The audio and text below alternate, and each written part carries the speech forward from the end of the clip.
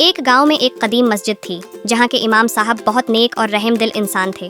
وہ بچوں سے بہت محبت کرتے اور ہر کسی کی مدد کے لیے تیار رہتے تھے۔ ایک دن فجر کی نماز کے بعد امام صاحب نے مسجد کے صحن میں ایک چھوٹی بچی کو روتے ہوئے پایا۔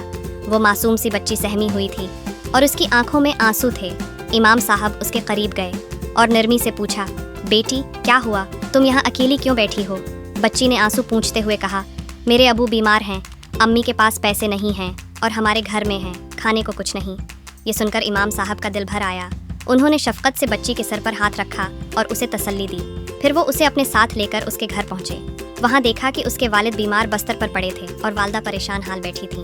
امام صاحب نے فوری طور پر اس بچی کو کچھ پیسے دیے تاکہ وہ اپنا علاج کرا سکے اور ان کے لیے بہت ساری دعائیں بھی کی۔ چند دنوں میں بچی کے والد کی طبیعت بہتر ہونے لگی اور ان کے گھر کی حالت بھی سدھر گئی۔ اللہ پاک نے ان کے گھر کی خوشیاں بحال کر دی۔ وہ سب بہت خوش تھے۔